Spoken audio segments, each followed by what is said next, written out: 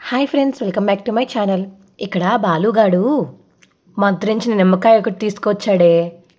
ఏ మంత్రి? అయ్యో, మంత్రి కాదు కామాక్షి. అదే మంత్రించిన అన్నావు కదా, మంత్రి ఇచ్చిన కాదు కామాక్షి, మంత్రించిన. ఓహో, మంత్రించిన నిమ్మకాయ. చెప్పు చెప్పు వదినా. ఆ నిమ్మకాయని తీసుకువచ్చి పూజ గదిలో తీసుకొచ్చి పెట్టాడు కామాక్షి. అమ్మో దేవుడా, అంత పని చేశాడా వీడు? అంత దుర్మార్గుడు ఏ పనన్నా చేస్తాడే. మా ఇద్దరికి ఏమవుతుందో అని మాకు చాలా భయంగా ఉంది కామాక్షి. బాలు చెప్పింది నిజమే అయితే అవుతుంది కదా మరి. మీరు చేసిన పనులకి ఏదో ఒక రోజు ఇలాంటి పరిస్థితి వస్తూనే ఉంటుంది. వస్తుంది చస్తుంది అని కాకుండా మేము బతికే బయటపడే మార్గం ఏదన్నా ఉంటే చెప్పు కామాక్షి. మేమిద్దరం నిద్రాహారాలు లేకుండా ఇంట్లో బిక్కు బిక్కు అంటూ బ్రతుకుతున్నాము. వదినా, నాకు తెలిసిన స్వామీజీ ఒకరున్నారు. రేపు వెళ్ళి ఆయన కలుద్దాము. పొద్దున్నే 7 గంటలకల్లా మా ఇంటికి వచ్చేసేయండి అని కామాక్షి అంటుంటే, పరిష్కారం దొరుకుతుందంటావా అని ప్రభావతి అంటుంది. నీకేదన్నా వేరే దారి ఉందా ఏంటోదినా? లేదు కామాక్షి, ఏదీ లేనప్పుడు ఇదొక్కటే దిక్కు. ప్రశాంతంగా పడుకోండి, పొద్దున్నే రండి అని కామాక్షి అంటుంది. అలాగే ఉంటాను అని ఇంకా ఫోన్ కట్ చేస్తుంది ప్రభావతి. అమ్మా, నిద్ర పాడు చేసేసింది, ఫోన్ స్విచ్ ఆఫ్ చేసేస్తాను అని ఇక ఫోన్ స్విచ్ ఆఫ్ చేస్తుంది కామాక్షి. ఇంకా మనోజ్ పొద్దున్నే లేచి రెడీ అయిపోతుంటే అప్పుడే రోహిణి లేచి చూస్తుంది మనోజ్ని. మనోజ్, 9 దాటితే తప్ప బెడ్ దిగని నువ్వు 6:30కే లేచి రెడీ అయిపోయావేంటి? ఎక్కడికి వెళ్తున్నావు? ఇప్పుడు నేను అమ్మ కలిసి కామాక్షి అతతో స్వామీజీ దగ్గరికి వెళ్తున్నామంటే లేనిపోని సమస్య, ఏదోటి మేనేజ్ చేద్దామని మనసులో అనుకుంటాడు మనోజ్. ఏంటి మనోజ్, ఏం మాట్లాడవేంటి? నిన్నే పిలుస్తున్నాను, ఎక్కడికి వెళ్తున్నావు? అది అమ్మ కామాక్షి అత్త దగ్గరికి వెళ్తుందంట, నేను వెళ్ళి డ్రాప్ చేద్దామని. ఆవిడ దగ్గరికి ఈవిడ వెళ్తే నువ్వు డ్రాప్ చేయడం ఏంటి అని రోహిణి అడుగుతుంది. వాళ్ళకి వచ్చిపోవడాలు అలవాటే కదా మనోజ్. అంటే ఇద్దరు కలిసి ఎక్కడికో వెళ్ళాలంట, నన్ను డ్రాప్ చేయమన్నారు. ఎక్కడికి వెళ్తున్నారు మనోజ్ వాళ్ళు? అది ఇంత పొద్దున్నే? అమ్మ నాకు చెప్పలేదు. ఎలా తీసుకెళ్తావు మరి? కార్లో తీసుకెళ్తాను. ఓహో, సీక్రెటా అని రోహిణి అంటుంటే, అబ్బాబ్బే నీ దగ్గర సీక్రెట్స్ ఏముంటాయి? ఆల్రెడీ దాచావు కదా మనోజ్. ఎప్పుడో ఒకసారి చేసిన దాన్ని ఎప్పుడు వేరెత్తి చూపిస్తూనే ఉంటావా రోహిణి? సర్లే, వెయిట్ చేయి, నేను కూడా రెడీ అయి వస్తాను, కలిసి వెళ్దాం ఇద్దరం. ఏంటి కలిసా? పార్లర్ దగ్గర డ్రాప్ చేయి నన్ను. నేను నీ పార్లర్ రూట్లో వెళ్ళట్లేదు, ఇప్పుడో ఎక్కడికో తెలియదన్నావు కదా మనోజ్. అంటే ఆ రూట్లో వెళ్ళకపోవచ్చేమో అంటున్నాను. నిజంగానే నా దగ్గర ఏం దాచట్లేదు కదా. అమ్మ తోడు దాచాను అని మనసులో అనుకుంటాడు. బట్ డ్రాప్ చేయొచ్చు కదా మనోజ్, వాళ్ళకేదో అర్జెంట్ అంట రోహిణి. 2 నిమిషాల్లో రెడీ అయి వచ్చేస్తాను అని రోహిణి అంటుంటే, అమ్మ వెయిటింగ్ రోహిణి, ప్లీజ్ రోహిణి ఏమీ అనుకోకు. ఓ పని చేయి, నేను చక్క ఆటోకి బుక్ చేసుకుని స్కూల్లో నీ క్లయింట్స్ దగ్గరికి వెళ్ళు. నువ్వు తీసుకెళ్ళకూడదని ఫిక్స్ అయ్యావు కదా, సర్లే అని ఇంకక్కడి నుంచి వెళ్ళిపోతుంది రోహిణి. ఇక ప్రభావతి పొద్దున్నే రెడీ అయ్యి హాల్లో అటు ఇటు తిరుగుతూ ఉంటుంది బ్యాగ్ వేసుకుని. ఎవరూ లెగ్గక ముందే వెళ్దాం అనుకుంటే మనోజ్ గారు ఏంటి ఇంకా రావట్లేదు అయ్యో అని కింద వెయిట్ చేస్తూ ఉంటుంది ఇంకా ప్రభావతి. అప్పుడే ఇక సత్యం వస్తాడు హాల్లోకి. ఏంటండి, అప్పుడే వాకింగ్ అయిపోయిందా మీది? నేనేమి కాశ్మీర్ నుంచి కన్యాకుమారి దాకా ఏం బయలుదేరలేదు, పార్క్లో వాకింగ్కి వెళ్ళి వచ్చాను. రాను రాను ఇంట్లో అందరూ బాలుగాళ్ళలాగే సమాధానం చెప్తున్నారు అని ఇంకా ప్రభావతి అంటుంది. నీ ప్రశ్నలు అలాగే ఉంటాయి మరి. నువ్వేంటి పొద్దున్నే ఎక్కడికో తయారయ్యావు? అవునవును, కాశ్మీర్కి, అటునుంచి అట్టే కన్యాకుమారికి వెళ్తాను. నువ్వు కూడా బాలుగాళ్ళలాగే సమాధానం చెప్తున్నావే ప్రభా, అసలు ఎక్కడికి వెళ్తున్నావు? అబ్బా మంచినీళ్ళు. మంచినీళ్ళు ఇవ్వు అని మీనా అడుగుతుంటే, తాగుతారా అత్తయ్య? లేదే, తల మీద పోసుకుంటాను, తాగడానికి అడుగుతున్నాను అని ప్రభావతి అంటే మీనా వెళ్ళి మంచినీళ్ళు తీసుకొస్తుంది ప్రభావతికి. నేను అడిగిన దానికి ఇంకా సమాధానం చెప్పలేదే ప్రభా. ఉండండి, మంచినీళ్ళు తాగాలి ముందు, జవాబు చెప్పాలంటే మంచినీళ్ళు తాగి చెప్పాలనే నియమం ఉందా ఏంటి? అవును ఉంది, ఇలా ఇవ్వ మీనా అని చెప్పేసి ఇక మీనా దగ్గర వాటర్ తీసుకుని తాగుతుంది ప్రభావతి. నీకు నిద్రలో నడిచే నిద్ర అలవాటు ఉందా ఏంటి నిద్రావతి అని అప్పుడే బాలోచి అంటుంటే, ఏంటి ఇంత పొద్దున్నే లేచి చండాలంగా అలవాటు నీకు ఆడికి లేవని చెప్పేసి ఇంత పొద్దున్నే ఎక్కడికి వెళ్తున్నారు ఏంటి? బయటికి వెళ్ళేటప్పుడు ఎక్కడికి అని అడగకూడదురా, అందుకే వెళ్ళక ముందే అడుగుతున్నాడు కదా, చెప్పు. చెప్పరు. ఎందుకు చెప్పరు మీనా? చెప్పేవారైతే మంచినీళ్ళు కావాలని లేట్ చేయరు అని మీనా అంటుంది. అంటే ఏంటి నీ ఉద్దేశం? మీరేదో దాస్తున్నారని అర్థం. అవును, నీ పుట్టింటి వాళ్ళు ఇచ్చిన బంగారం బ్యాంకులో లాకర్లో దాచడానికి వెళ్తున్నాను. తొందరపడకు తల్లి, నిమ్మకాయ ప్రభావం ఇంకా మొదలు కాలేదు. మొదలైతే ఇంటి దొంగ ఎవరో బంగారం దొంగ ఎవరో బయటపడిపోతుందిలే అని బాలు అంటాడు.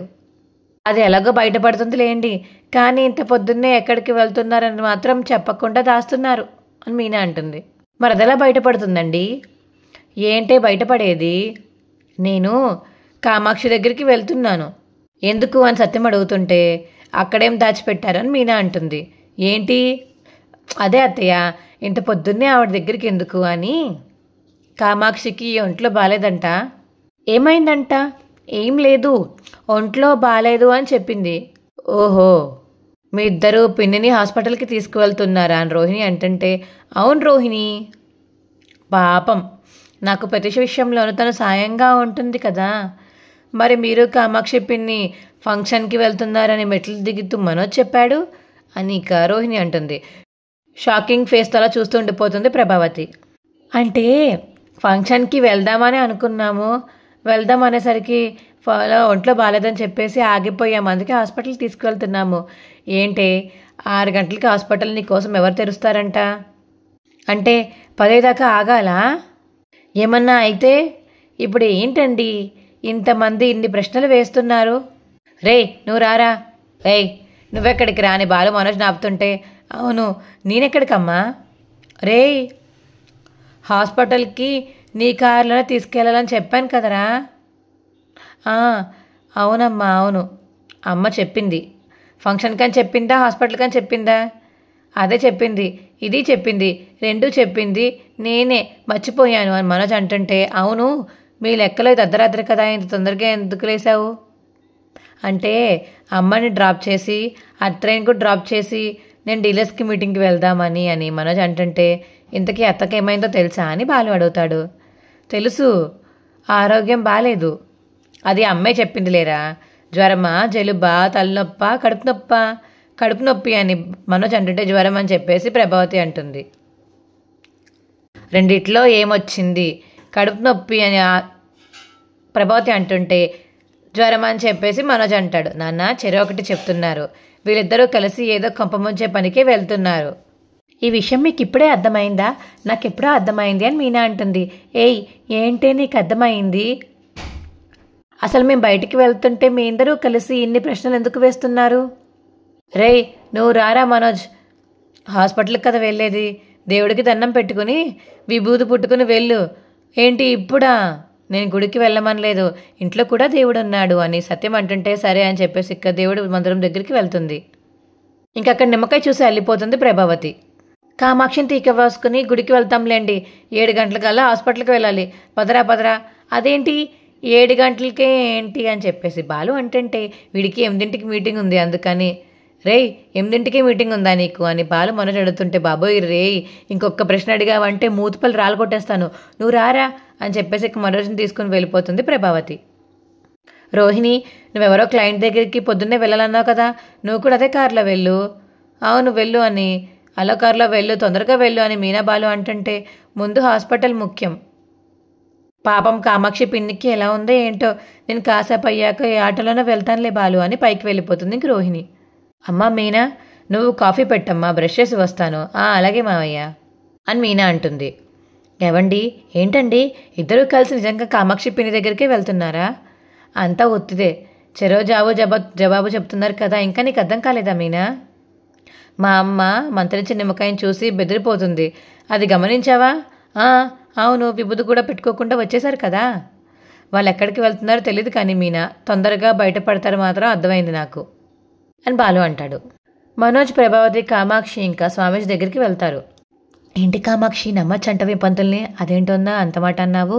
ఈ స్వామీజీని కలవడానికి దేశ విదేశాల నుంచి వస్తూ ఉంటారు వదిన. ఓహో, ఇతను పెద్ద పెద్ద సమస్యలకు పరిష్కారం చెప్తూ ఉంటారు, ఈయనకున్న శక్తులు అలాంటివి ఇలాంటివి కాదు అని కామాక్షి అంటుంది. నమస్కారం స్వామీజీ, చెప్పండి ఏంటి మీ సమస్య? స్వామి, నా కొడుకొకడు మా పాలిట ఎముడై కూర్చున్నాడు. నిన్న మా ఇంటికి మంత్రించిన నిమ్మకాయ తీసుకువచ్చి పూజ గదిలో పెట్టాడు. దాన్ని చూస్తుంటే మా ఇద్దరికి నిద్ర పట్టడం లేదు, ముద్దు దిగడం లేదు, అసలు మనశాంతే లేదు స్వామి. అర్థమవుతుంది. మీ ఇంట్లో మిగిలిన వాళ్ళకి ఏ భయమూ లేదు.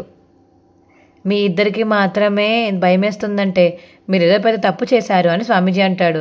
లేదు లేదు స్వామి, మేమే తప్పు చేయలేదు, మాకే పాపం తెలియదు స్వామి. ఆపండి మీ ఇద్దరు. అందరితో చెప్పినట్టే నాకు చెప్దామనుకున్నారా?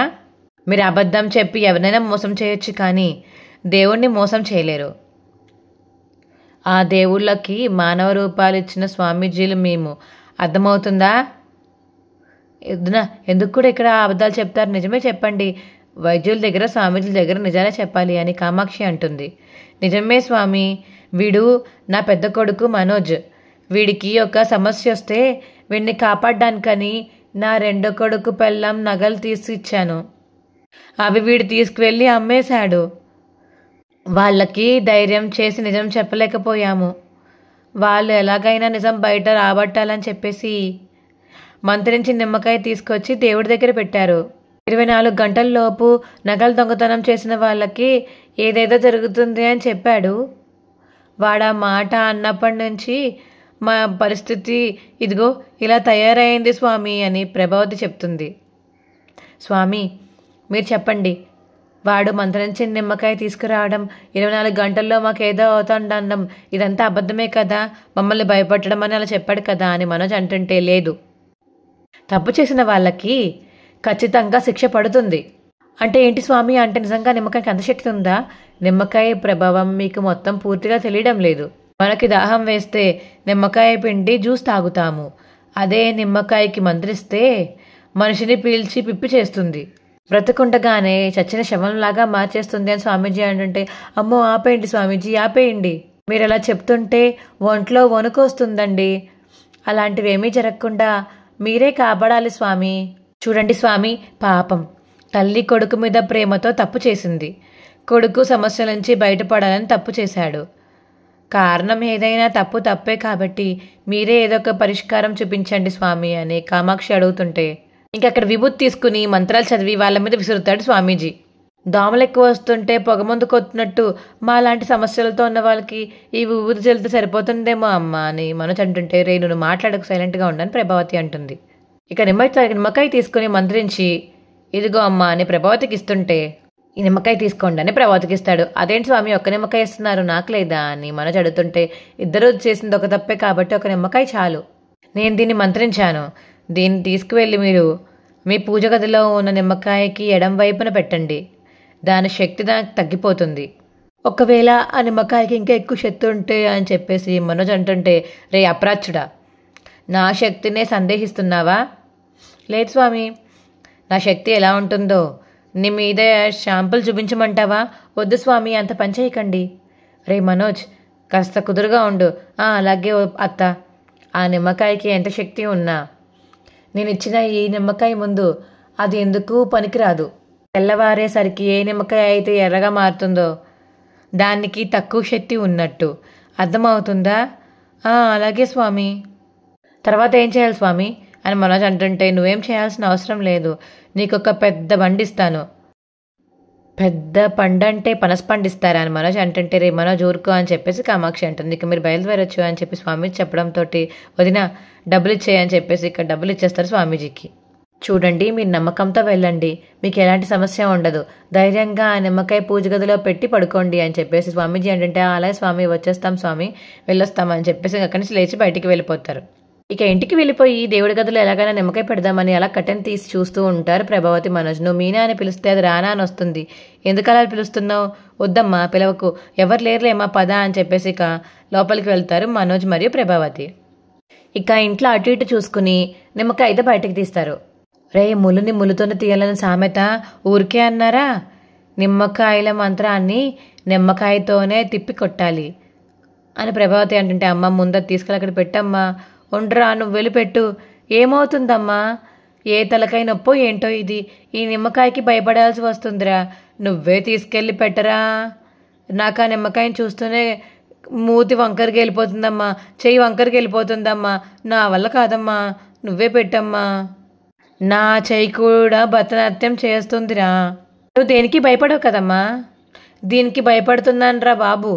ఏం కాదమ్మా, పెట్టమ్మా, ఈలోపు ఎవరైనా వచ్చేస్తారు అని మనోజ్ అంటుంటే, అన్ని నోట్లో నన్నే ఇరికిస్తావు నువ్వు, మోయదరి కొడుకు, చిచ్చి అని చెప్పేసి ప్రభావతి అంటుంది. ఇక మెల్లగా ముందుకు నడుచుకుంటూ వెళ్తారు ఇద్దరు. అవును మనోజ్, నిమ్మకాయ ఎడం పక్కన పెట్టమన్నారు కదా? అవునమ్మా. నా ఎడం పక్కన లేకపోతే నిమ్మకాయ ఎడం పక్కన? ఏమోనమ్మా, నిమ్మకాయ ఎడం పక్కన అయి ఉంటుందిలే. సరేనమ్మా అలాగే పెట్టే అయితే అని చెప్పేసి మనోజ్ చెప్తుంటే ఇక నిమ్మకాయ దేవుడి దగ్గర పెట్టేసరికి ఆ నిమ్మకాయ అయితే కింద పడిపోతుంది. నిమ్మకాయ కింద పడిపోయేసరికి ఇక మనోజ్ కళ్ళు తిరిగి పడిపోతాడు. అయ్యయ్యో అప్పుడు అలా కింద పడిపోయావేంట్రా? రేయ్ మనోజు లెగరా లెగరా అని చెప్పేసి ప్రభావతి అక్కడ ఉన్న నీళ్ళు అయితే ముఖం మీద కొడుతుంది మనోజ్కి.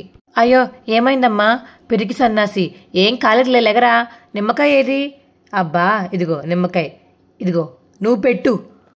నిమ్మకాయ కావాలనే కింద పడిందమ్మా, బాలుగాడి నిమ్మకాయ పవర్కి ఈ నిమ్మకాయ కింద పడిపోయింది. లేదురా ఇది కిందకుంది సైడ్, అందుకే కింద పడిపోయిందని ప్రభావతి అంటుంటే లేదమ్మా ఆడ తెచ్చిన నిమ్మకాయ పవర్ వల్లే కింద పడిపోయింది అని ఇంకా మనోజ్ అంటాడు. అబ్బా నా బొందరా నా బొంద, ముందు ఇది అక్కడ పెట్టు.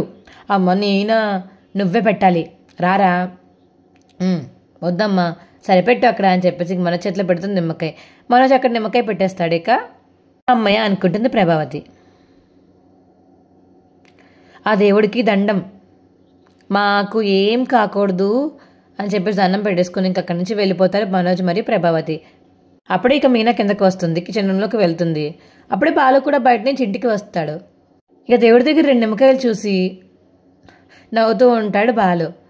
మీనా మీనా ఏంటండి ఒకసారి అటు చూడు అని చెప్పేసి దేవుడు కదా చూడమంటే, అదేంటి ఇంకో నిమ్మకాయ ఎక్కడి నుంచి వచ్చిందండి, నువ్వు పెట్టలేదు కదా, నేనెందుకు పెడతాను? సరే నేనేం మాట్లాడినా నువ్వు మాట్లాడుకొని ఉండుదా అని చెప్పేసి బాలు అంటే సరేనండి అని ఇంకా మీనా వెళ్తుంది. అమ్మావతి, అమ్మా, ఒరే లక్షలు, ఒరే పార్కు, ఒరే గుడి, ఒకసారి రండి అందరూ అని చెప్పేసి పిలుస్తాడు ఇక బాలు. ఏమైంది, ఎందుకు అలా అరుస్తున్నావు? చెప్తాను అందరూ ఒకసారి ఇక్కడికి రండి అని చెప్పేసి ఇక ప్రభావతి అడుగుతుంటే బాలు చెప్పి దేవుడి గద్దకు తీసుకెళ్తాడు. ఇటు చూడండి నా నిమ్మకాయ మహిమ చూడండి.